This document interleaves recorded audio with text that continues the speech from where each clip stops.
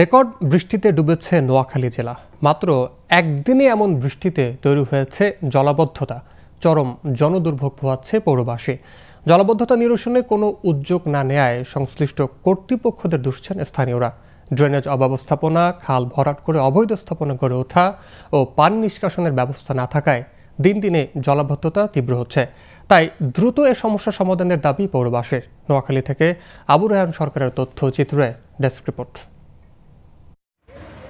একটানা ২৪ ঘন্টা বৃষ্টি হয়ে নতুন রেকর্ড গড়েছে নোয়াখালী। এতে ডুবে গেছে জেলা শহর ও পৌর এলাকা, তলিয়ে গেছে নিচু এলাকার সব সড়ক, এমনকি পানি ঢুকেছে ঘরবাড়ি, দোকানপাটে। আর চরম দুর্ভোগে পড়েছে লাখো মানুষ। জেলা প্রশাসক কার্যালয়, police super office, civil surgeon office ও সার্কিট হাউস সহ সরকারি বেসরকারি অনেক অফিসেও পানি ঢোকায় অচল হয়ে গেছে এসব অফিসের কার্যক্রম। কর্তৃপক্ষের উদাসীনতার কারণেই এমন পরিস্থিতি বলে অভিযোগ ভুক্তভোগীদের। রাস্তার উপরে পানি, জনগণের চলাফেরার ভোগান্তি, কষ্ট, পুরের কারণে পানিগুলো নামার কোনো স্কোপ পাইতেছে না। এটা নিরসনের জন্য কর্তৃপক্ষ ব্যবস্থা করলে ভালো হবে। এখানে মেয়র মহোদয় এবং ওই পৌর কাউন্সিলর মহোদয়ের আমরা এরকম কোনো কার্যকর পদক্ষেপ দেখি নাই এই জলাবদ্ধতা নিয়ে গত ৩ বছরে। কর্তৃপক্ষের কাছে আমাদের আবেদন যে আমাদের এই ড্রেনগুলোকে আরো প্রতিষ্ঠা করা হয় এবং আরো ক্লিয়ার করার জন্য। জনপ্রতিনিধিরা জানান, জলাবদ্ধতা নিরসনে ড্রেন ও নালা পরিষ্কারের পাশাপাশি সমন্বিত চেষ্টায় এ সমস্যা সমাধান করা হবে।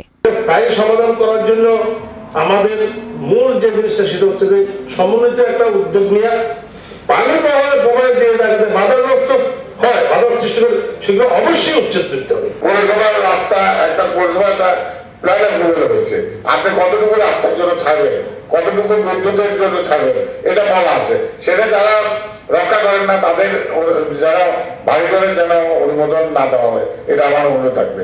এদিকে জেলা প্রশাসক জানালেন, অধিকাংশ খাল দখল হওয়ায় জলাবদ্ধতা বেড়েছে। তাই খালগুলোর অবৈধ স্থাপনা দ্রুত উচ্ছেদ করা হবে বলে আশ্বাস দেন তিনি। প্রধানমন্ত্রীর কার্যালয়ে যদি 15 দিন প্রধানমন্ত্রী বরাবর ক্যাবিনেটে লাগে, প্রধানমন্ত্রী দৃষ্টি আকর্ষণের জন্য ডিসিরা প্রত্যেক 15 দিন পর একটা প্রতিবেদন লিখতে পারে। সেখানে ডিসি যা লাগে সেটা সরাসরি প্রধানমন্ত্রীর দৃষ্টি আকর্ষণ করার জন্য যেগুলো ডিসি লিখতে পারে। আমি এই বিষয়টা সেখানে উত্থাপন করেছি এবং সেটা যথাযথ জায়গায় গিয়েছে। এটা নিয়ে গণপূর্ত মন্ত্রণালয় একটা কমিটিও করেছে যে এই সমস্যাটা কিভাবে সমাধান করা যায়। জনদুর্ভোগ কমাতে জলাবদ্ধতা নিরসনের পাশাপাশি পরিকল্পিত শহর নির্মাণে সব ধরনের উদ্যোগ নেবে কর্তৃপক্ষ, এমনটাই প্রত্যাশা নোয়াখালীবাসীর। Global television news desk.